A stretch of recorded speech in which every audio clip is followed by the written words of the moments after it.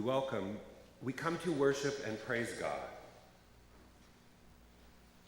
And rejoice with God and hears our prayers. Praise the one who brings healing to our pain. And causes joy to follow the long night of sorrow. We will not be silent. We will not still our tongues. O just and loving God, we will give thanks to you forever. Please rise for the opening song.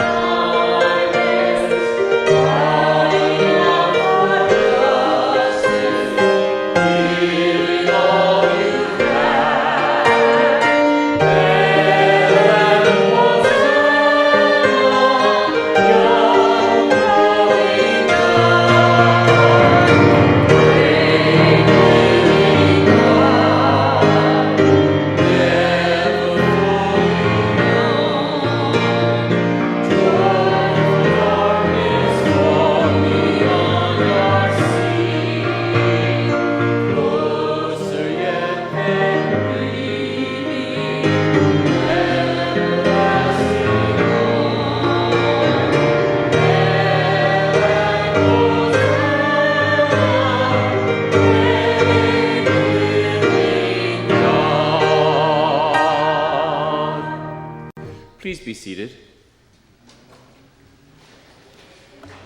Good morning and welcome to worship at Founders Metropolitan Community Church. It is a joy to be together today, and I know for a fact that we have some first-time visitors. Our first-time visitors today all come to us because later in the service, Carrie Boyat is going to be sharing a very powerful and inspirational story. And so thank you for being here. Would you please welcome Dick Heatherton, who helped to make the arrangements for Carrie to come, Carrie Boyat, and Malia. Please welcome them. I'll be giving a brief intro of Carrie later on. You'll actually find a bit of her story on the front of your worship bulletin, but thank you for being present with us today. And thank you each and every one of you for coming out. I do invite you to rise as you're able to greet one another and let everybody know that they're in the right place this morning.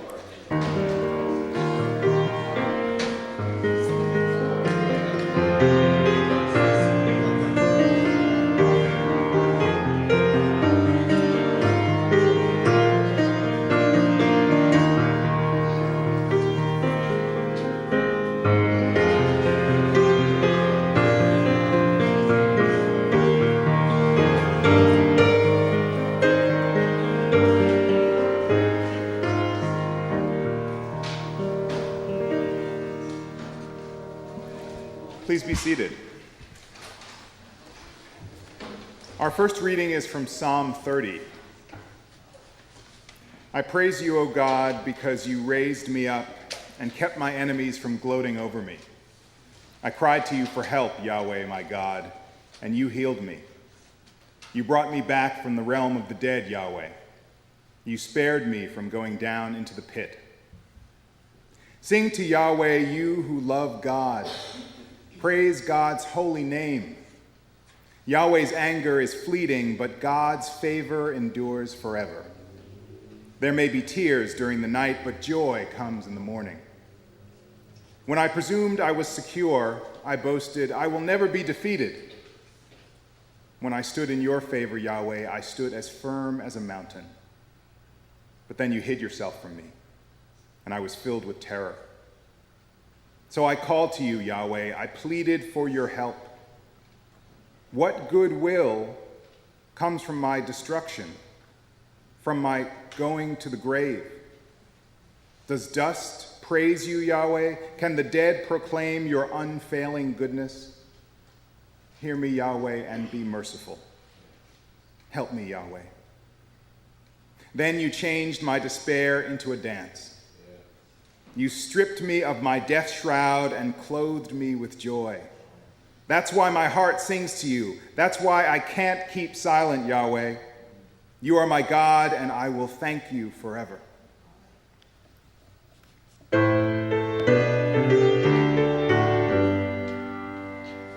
Speak, Lord, your servant is listening. Speak your words of wisdom, for the words you speak are everlasting life.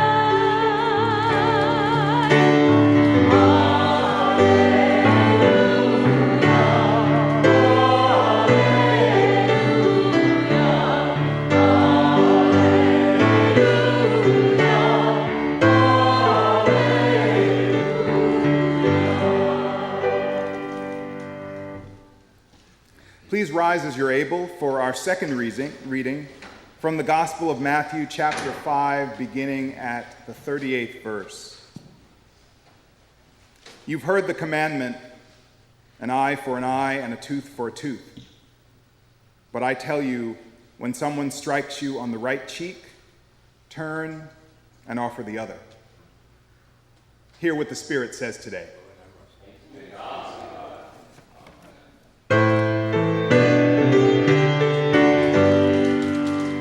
God be the source of our dreams.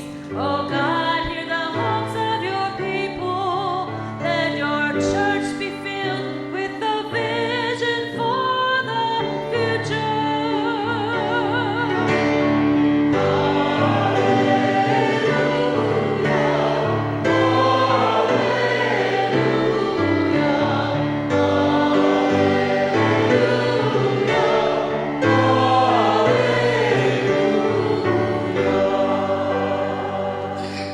Please be seated.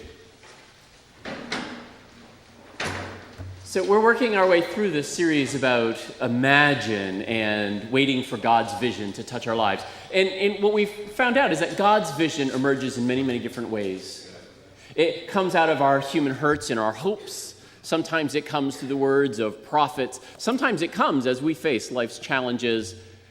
And sometimes it comes in surprising ways. Today, I am delighted that we are going to be joined by Carrie Boyott, that she is going to share this inspirational story about the way that God's vision has touched her life and completely changed the way she sees the world and sees our relationship to it. She told me just before worship service that she grew up in a very conservative religion, that as many of us, she struggled for a long time with relationship and church, all things religion and God. And she actually mentioned to me just as she arrived this morning that this is the first time in 21 years that she's been in church. That in looking at her story, which she shared on TED Talk, she was asked where might she tell this story, the whole story, because she's not done that. This is the first time anywhere that she's going to share this. And she was asked, and she said she wanted to share it with people from her community, the LGBTQ community. And then in research, she and Dick Heatherton found MCC. And so she is here in this place of all places to speak her truth and to touch your hearts. Would you please welcome Carrie Boyott.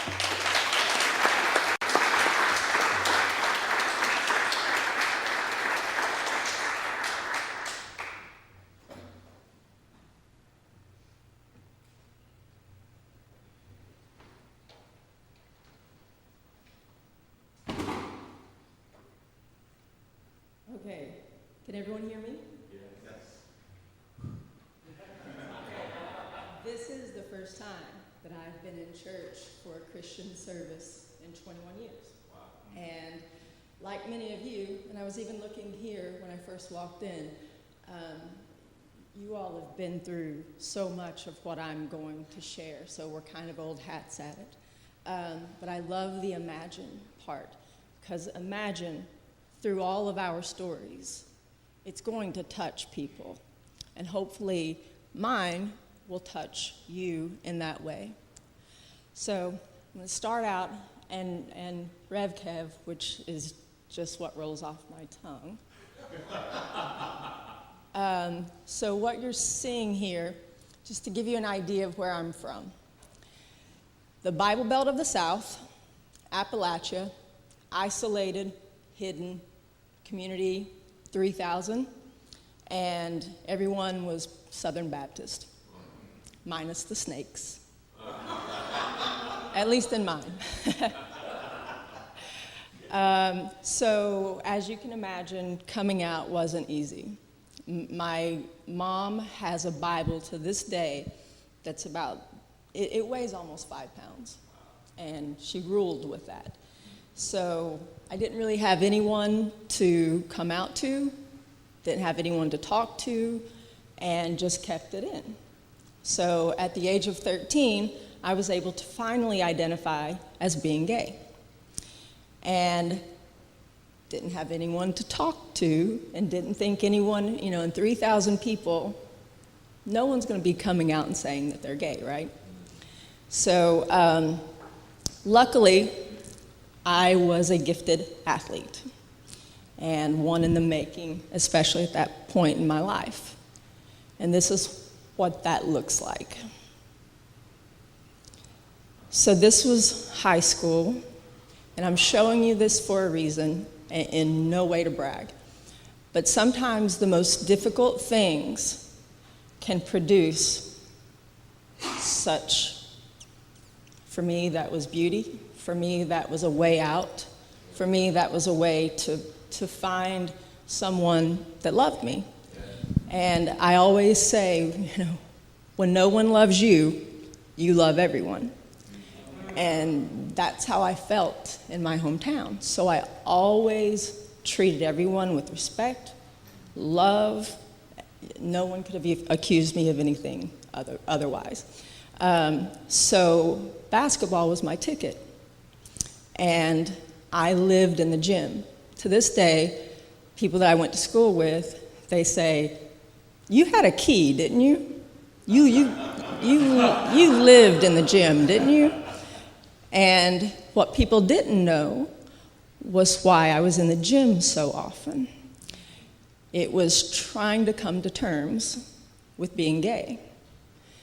I really wasn't thinking I'm going to be the greatest, this, that, or the other. It ended up happening, but it was a lot of tears, a lot of alone time, and a lot of just shooting, repetition. And as I'm playing, it starts, let me get to this.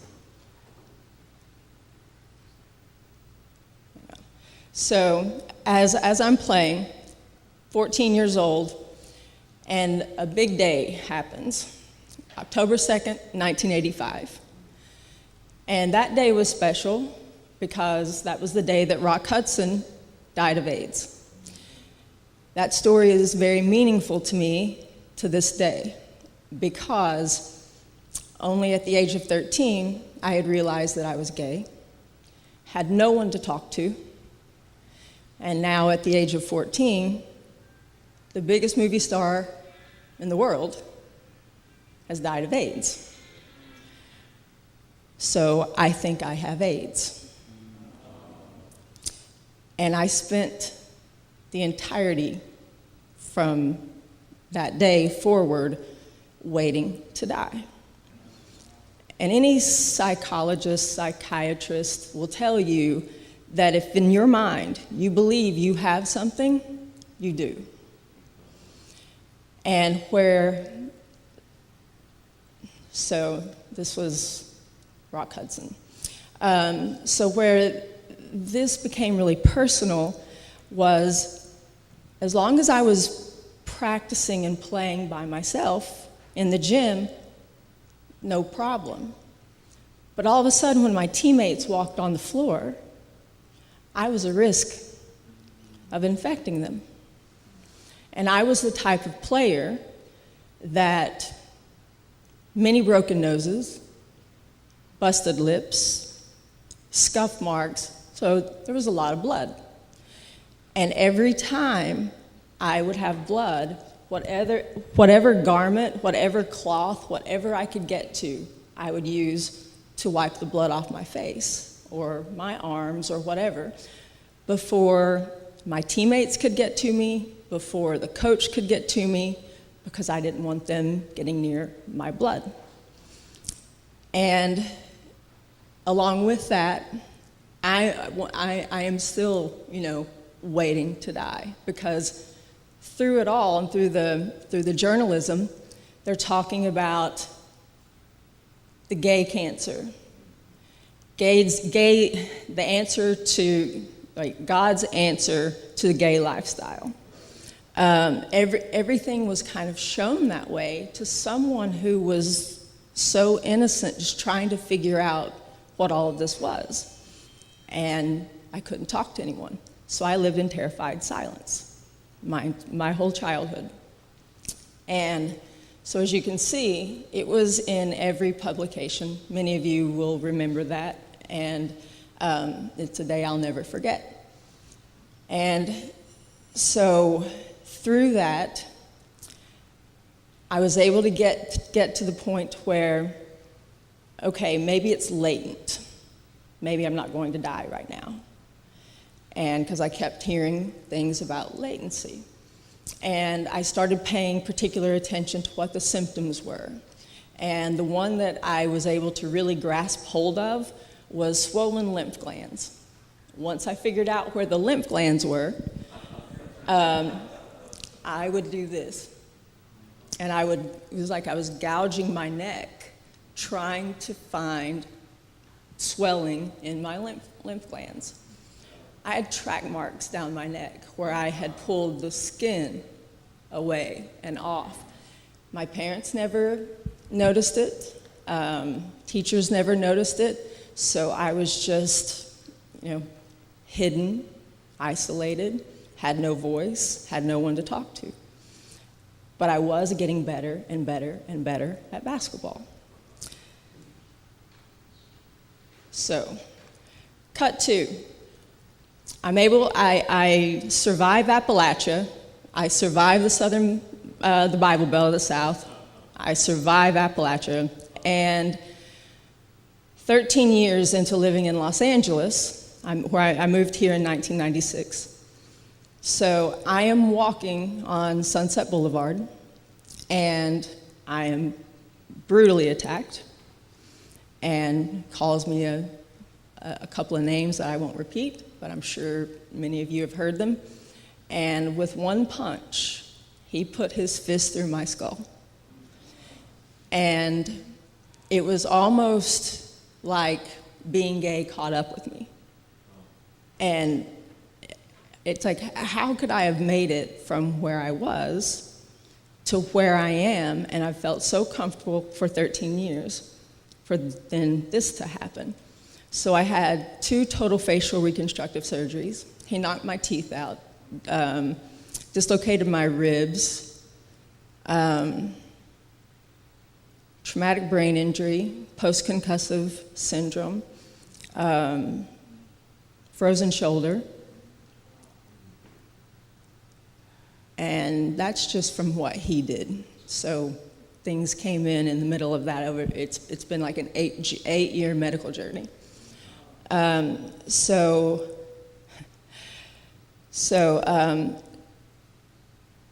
Literally to think that I had escaped what I thought was sure death, to come and meet it. And on this one, it was a near-death experience, but it was one that I was able to I was hovering over my body, definitely had left my body, and was able to hear the people around saying, she's been stabbed, she's been stabbed. Well, it was how I laid when I was, it's dead weight, hits the pavement, and it had rolled my shoulder over in front of my chest. And as it did, it turned it like this. So what people were seeing when they were saying she's been stabbed was all of the blood that was running from my head and my face, and it had pooled in my stomach. So it looked like I had taken a knife to the stomach. And so the last thing that I remember was getting on the ambulance, and they had the high-powered, water sprayers, and there was so much blood that I couldn't believe that all that came from me. And so that kind of started my journey back to finding God. And because one thing that I can assure you is when you hit a certain level of pain, I don't care how much pain you've endured, how good you are at hiding it, there gets to be a point that you're brought to your knees. And that certainly happened with me.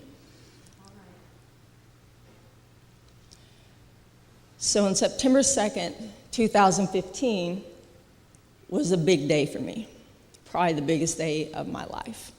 So this picture that we're looking at, 2 minutes before this, I was in the arms of God. What happened on this day was I went into anaphylactic shock. And it happened 7 times in 21 days, all in the month of September 2015. So this was the first day, and it was a doozy. So I don't know any of you that have ever gone into an allergic reaction where your airways just eventually swell shut. That's what happened. My face swelled shut, my eyes swelled shut, my tongue doubled in size, and I was just gasping for air, trying to make it down to the parking level. And I made it 5 steps out of my door, collapsed. And the way that I say it is my eyes closed in death, and they opened in a beautiful, white, radiant, limitless light. It was crystal clear. It was so full of love, so full of bliss, so full of peace that I knew I was going home. And I know what my light body looks like, and there's a picture of it. It was like I was looking in a reflection. So I'm going up this light, and absolutely no fear whatsoever, none. And then my grandparents come out. And as awesome as that was, I found out that the more people or more energy that you get in a light, it kind of weakens it for you. So here was all of this love and bliss, and then 4 people or energy, light bodies, get into it, and it starts weakening. So everything was very telepathic. It was all through telepathy, energy, vibration, and frequency. And you can just imagine with those tools how much information can be shared in the 2 minutes that I was crossed over. So they shared information in ways that I couldn't have fathomed before. And you don't come back the same. You do not come back the same. And what they were saying to me was, Carrie, it's not your time. You've got to go back. And they said, now that we're on the other side, we understand. We understand that you lived your childhood in terrified silence. We understand that you lived in fear in your own home. We understand now that you were targeted, assaulted, and left for dead on the street. It's not your time. And I'm hearing them, but I still had somewhere to go. And they told me that they loved me, and they did it they were just radiating love. Just try to imagine that. But, and I said, I love you too, but I've got somewhere else to go. And that's what I said. And I kind of affectionately shooed them away, and they went. I mean, it wasn't, okay, hey, we're back in now. It was, no, they honored my wish. They moved back into the void. And at that moment when they moved back into the void, I was looking in awe at God, an almighty, genderless God. I have to say that. And there's nothing that can prepare you for that. And all of a sudden, every gay slur, violent act ever impressed upon me, everything, back from as long as I could remember as a kid, played back in my mind like a movie. Wow. It was just everything that you can think of. And as that was playing through, I was like, this is the moment. This is the lake of fire moment. I'm an abomination. Now I know what's next. And all of a sudden, when the movie stopped, I looked up with complete humility and said, I'm gay. Will you still love me? At God's speed, he whisks me into his vast spiritual arms, and I'm going to show like this. But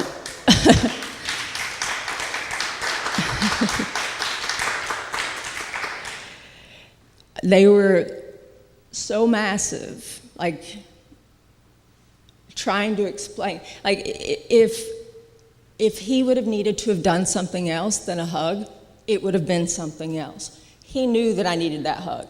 So the way that he expressed it, or the way that it was expressed, was through this mighty hug. And he huddled up the universe. He brought in planets, stars, clusters, and he does this motion. And he brings it all in. And the place that he brings it on a human would be the heart. So when he does this, he says, you are my child. I love you. I love you. I love you. Go tell him.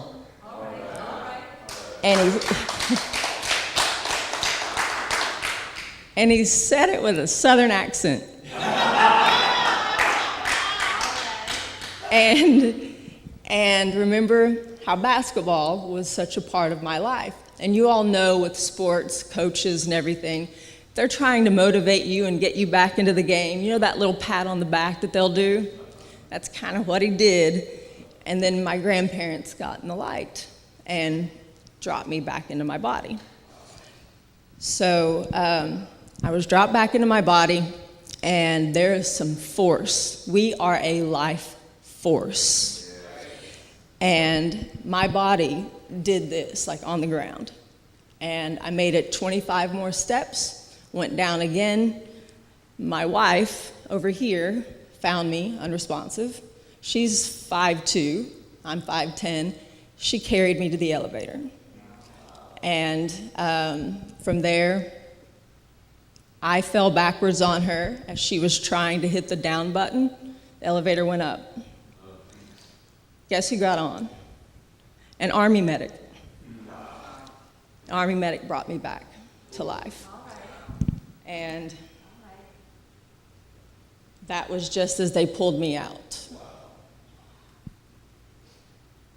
And you can see like how dead I look. And they had just asked me to prop my legs up. And they're talking to me. Now, remember, I had been speaking telepathically. This man is saying, "Can you get up?" And nothing's coming out of my mouth, nothing, but it is up here. And I was saying, "No, you know where I've just been. You know how heavy these earth suits are. And gravity is not our friend." Because as thin as I look, I felt like I was hauling about 400 pounds to literally to stand up. It was so out of the question. So this is what my spirit body looked like, my light body. So we're all this spark of energy. We're all this spark of life.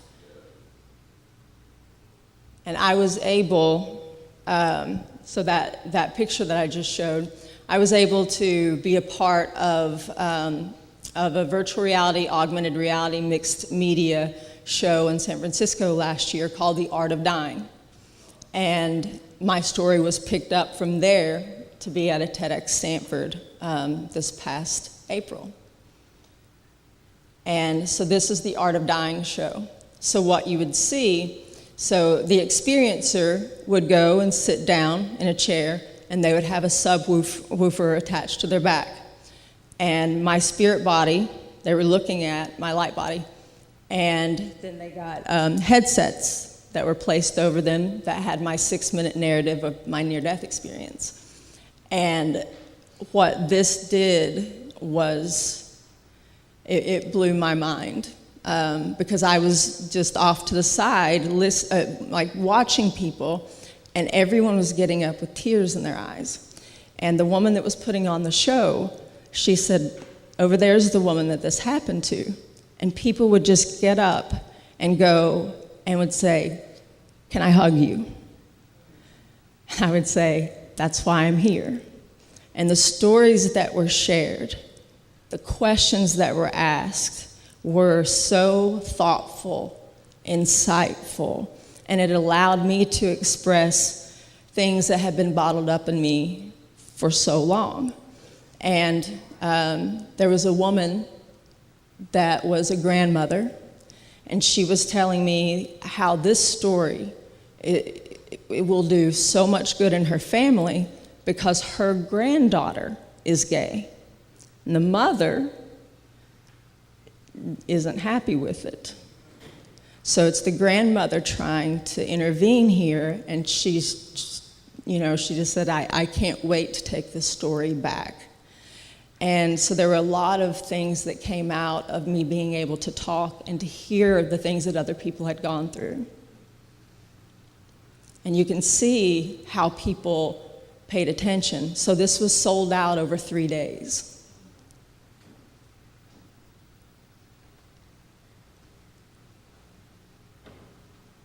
And this is the last one. So my light body was under strobe lights, so it would change colors. But what people took away from it was like, we're energy, we're spirit. That goes on, that goes with us, and it's the most powerful thing that we own. So I'm sure with everyone in here and all of your stories, please tell them. You have no idea how many people they will help. And I wish that I would have known about this church 21 years ago. But I'm super happy to know about it now. And thank you, Rev Kev, for having me. And I definitely have to give my thanks to all of you that came before me, because I know all that you've had to deal with. And so my hat's off to you. Thank you.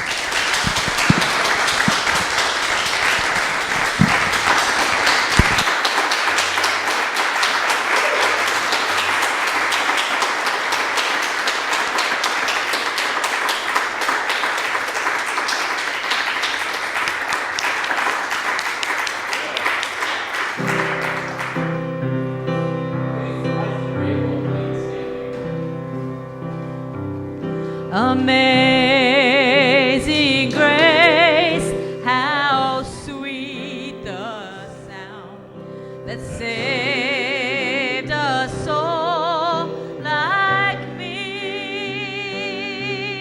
I once was lost, but now am found. Was blind, but now I see.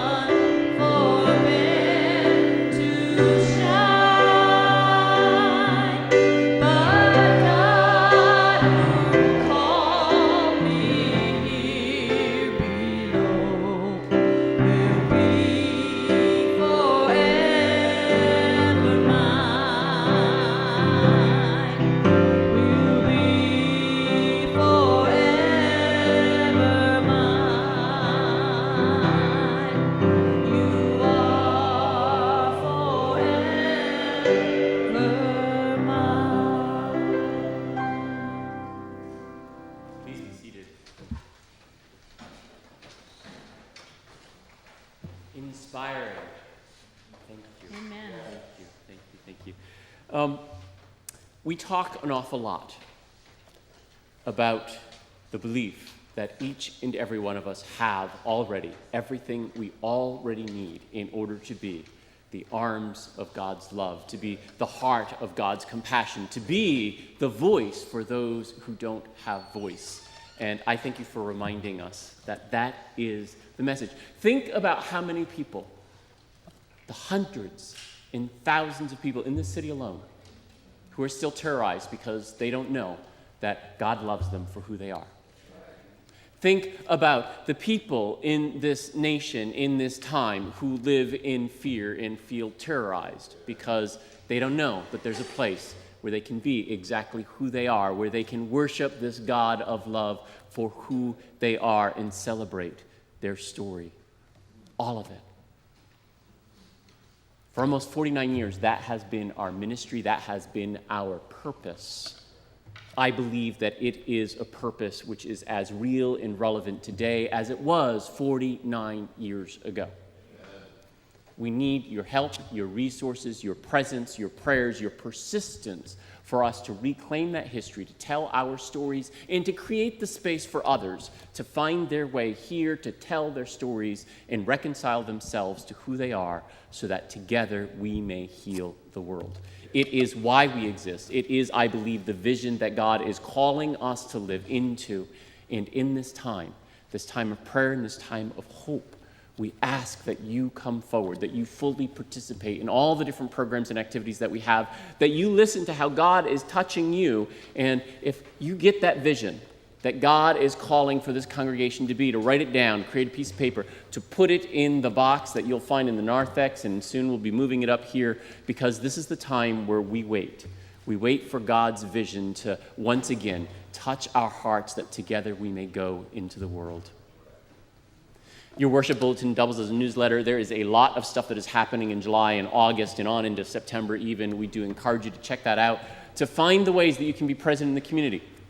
And just next Saturday, on the 22nd, we are going to have a premiere, a preview of a number of interviews of some of the individuals who were foundational in the creation of this community. Our archives team interviewed these people several years ago, many of whom have now died. And we're going to be sharing those stories. We're going to have a presentation in the chapel at 5 o'clock, and then there's going to be a reception afterwards. It is a way that we're unofficially kicking off our 50th anniversary a year and a half early. We encourage you to come out for that. On the 30th, we're going to be having our newcomers brunch. We encourage you to come, to invite people to come to that, so that we can actually be community in many, many different, diverse, and amazing, amazing ways.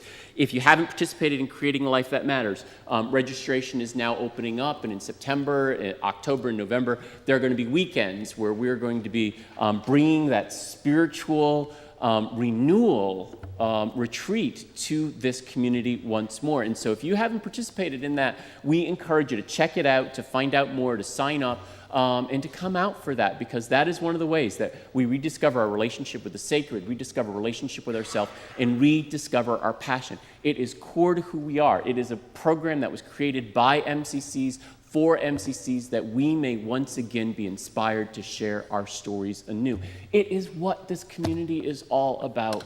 And so we ask, now more than ever, that you be present, that you show up, that you use your gifts in ways that creatively we can be this kind of community that God needs us to be. And most of all, we ask that you give. Give of your passions, give of your resources, so that we may have what we need to continue to thrive and be the community that God needs us to be. As the ushers come forward, we ask that you give, as God is blessing you, that we may continue to go together into this world. Thank you.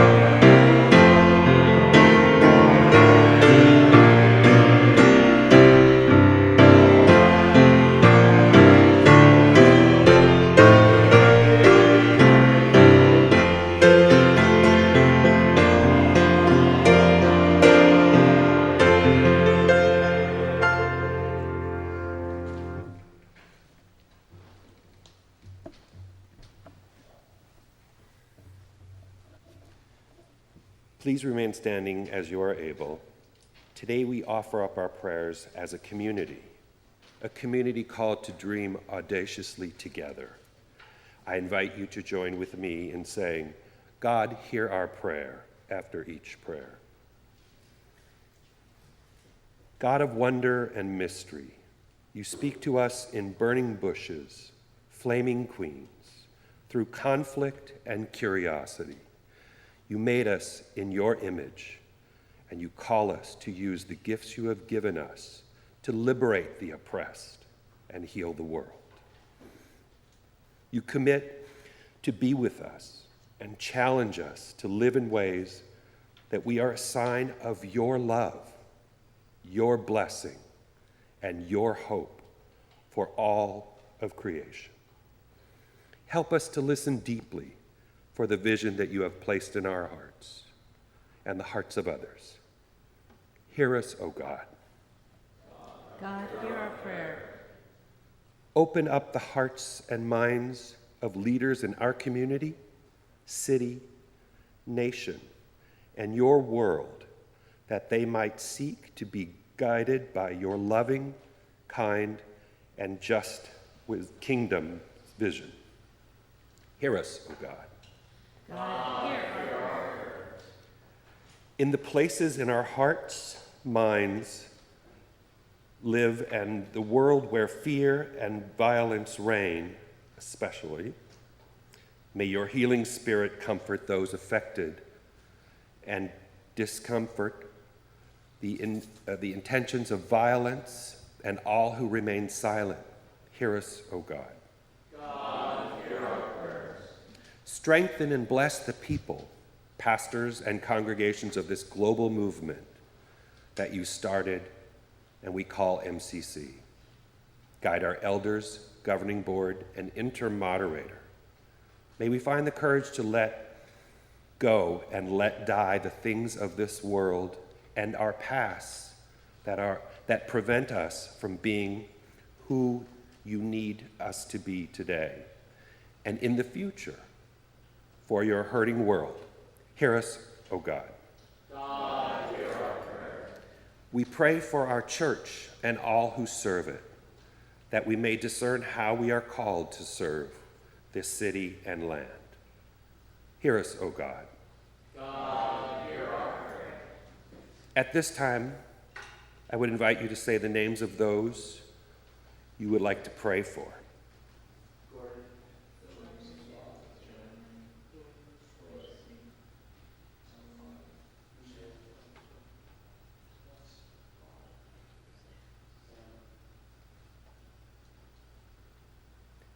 Hear us, O God. God, hear our prayer.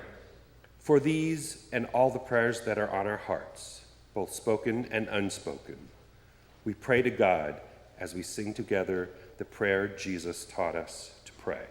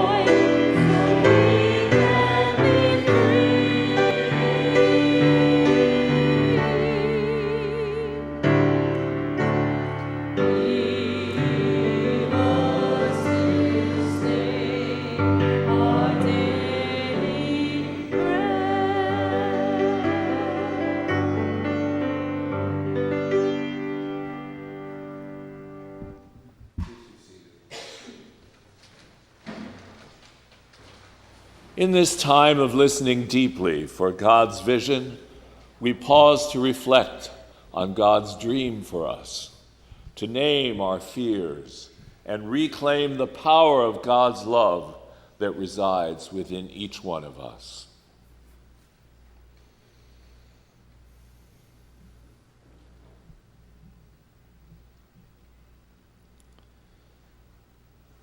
Hear then the good news, my friends. Do not be afraid and do not worry. God is with us on this journey, knows our hearts, forgives us, blesses us, and has given us everything we need to be the heart, hands, and love of God liberating our fear-filled world. God dwells in you. And also in you. Come to the table with thankful hearts. We open our hearts to God and to one another. Yes, friends, let us open our hearts to God and one another, for that is what Christ did and does for us at this table. Let us open our hearts, hearts that are filled with our dream of your kingdom here on earth, as we join with all those who came before us and all who will come after us in a song of unending praise. Santo, Santo, Santo, mi corazón te adora, mi corazón te sabe decir, Santo eres, oh Dios. Holy, holy, holy, my heart adores you. My heart knows how to say to you, holy are you, God. In this feast, we not only share a celebration of our reconciliation with God and with one another, we glimpse the power of the tiny seeds of hope and love, nurtured in ways that they expand to nourish, shelter, and heal this hurting world. On that night, the night before you were crucified, you took the bread, blessed it, and broke it. And you said, "Take and eat. This is my body, broken and given for you." And after the meal, in a like manner, he took the cup, and you said, "Take and drink, for this is the cup of forgiveness, given for you and for all. Take and drink, all of you, for this is my blood, my life. This is my covenant with you. Do this in remembrance of me." Let us pray. Gracious God, it is in the breaking of this bread we witness what it is to truly participate in your life made whole. In the pouring of this cup, we see once more your grace and love poured out freely on all, without reservation or distinction. Bless this meal and bless this people, that we may be transformed as you have transformed the grains of the field and the fruit of the vine to nourish a world hungry for hope and thirsting for justice. Amen. At this time, in order to prepare for our meal, I do invite the acolytes, the servers, the ushers to come forward. And I would like to also remind you that this is a meal of celebration. It is set for each and for every one of us. You need not belong to this church or any church, only desire a closer relationship with our Creator.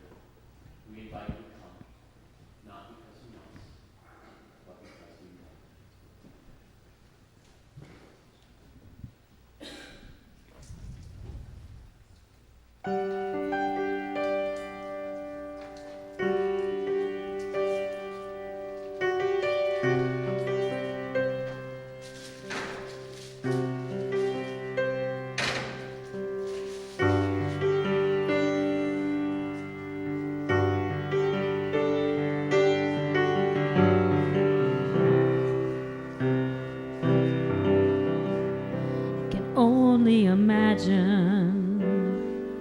what it will be like when I walk by your side. I can only imagine what my eyes can see when your face is before me. I can only imagine.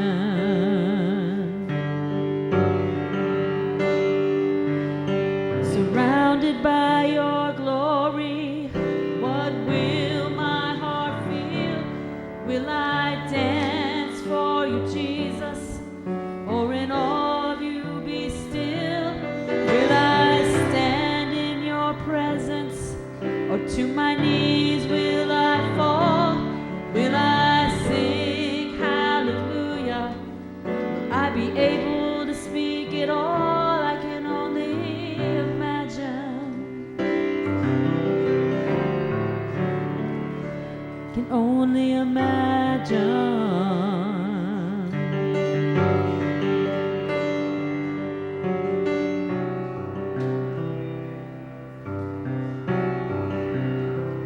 I can only imagine when that day comes, when I find myself standing in the sun. I can only imagine when all I would do is forever, forever worship you. I can only imagine.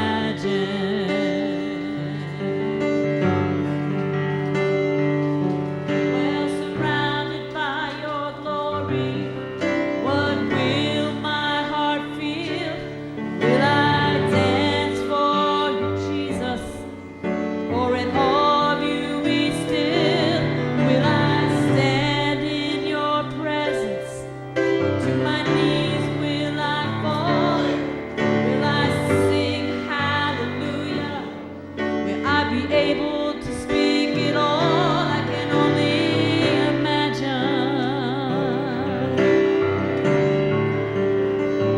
I can only imagine.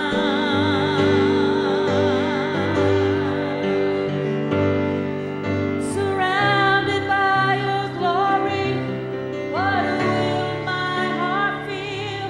Will I dance for you, Jesus, or in awe of you be still? Will I stand to my feet, or to my knees will I fall? Will I sing hallelujah? Will I be able to speak it all? I can only imagine. I can only imagine.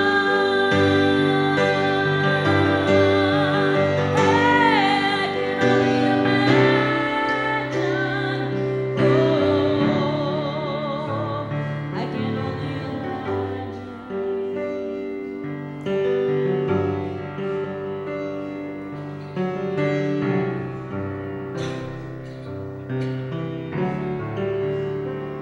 I can only imagine when all I will do is forever, forever worship you. I can only imagine.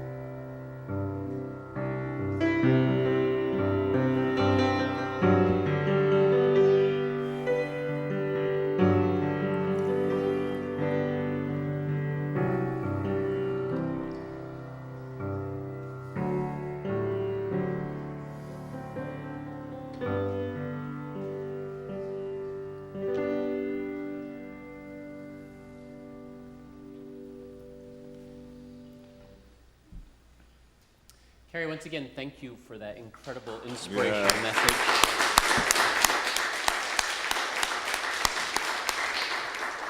Thank you, Malia, for sharing her with us for these hours, and Dick for making the arrangements. Absolutely wonderful. Thank you all. As we prepare to head out into the world, I'm going to ask that you, for a moment, just imagine. Imagine that with every breath in, you are breathing in the loving presence of the living God. With every breath out, that you're breathing out all of the anger, the hurt, the anxiety, all of that stuff that you've been holding in for a lifetime.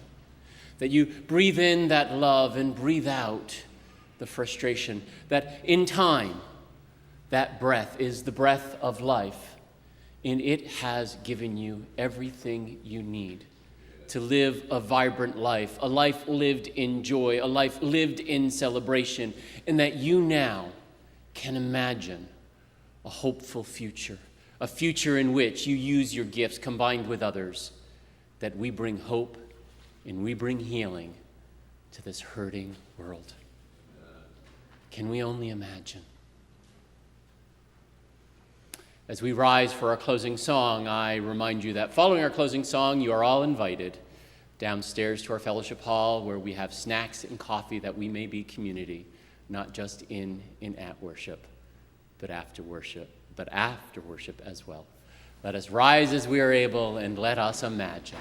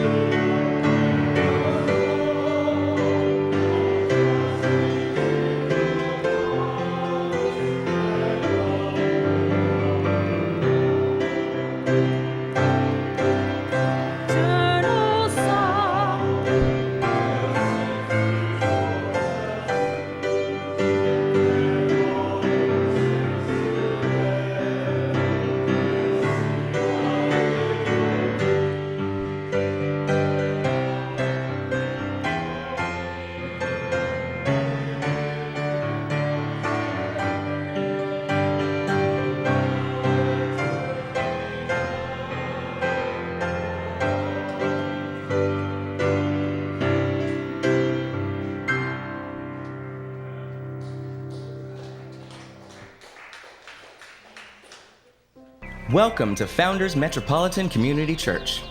We are so glad that you are here to worship with us today. Along with our Sunday worship, Founders Metropolitan Community Church offers a rich assortment of personal and spiritual enrichment classes, a variety of activities, and a number of support groups to help us grow along the way. Don't forget to visit the information and welcome table in the courtyard today, or pick up one of the connection flyers to find out more. Please don't miss out on the information and announcements in your bulletin, which will make your connection with Founders more meaningful. Check out our website, mccla.org, and find us on Facebook. And join us in making Founders Metropolitan Community Church your one-stop spiritual portal. If this is your first Sunday at Founders, you are our guest, and we would like to extend an especially warm welcome. After today's worship service, please join us for refreshments in the courtyard. Visit the Welcome and Information Center and meet some new friends. We would love to hear your questions, give you a tour of the building, or serve you a cup of coffee. In just a few moments, the ushers will pass out the welcome tablets. We want everyone to sign in today and let us know how we can best serve you. If you are joining us online, we want to hear from you as well. Look for the check-in information on the homepage of our website and let us know that you are joining us. Founders Metropolitan Community Church is a place of diversity and welcome, a place of healing and acceptance, a place of deep spirituality and transformation, a place of joy and love. Welcome to Founders Metropolitan Community Church, Los Angeles.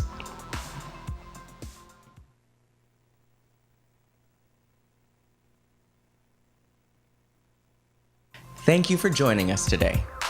By participating with us online,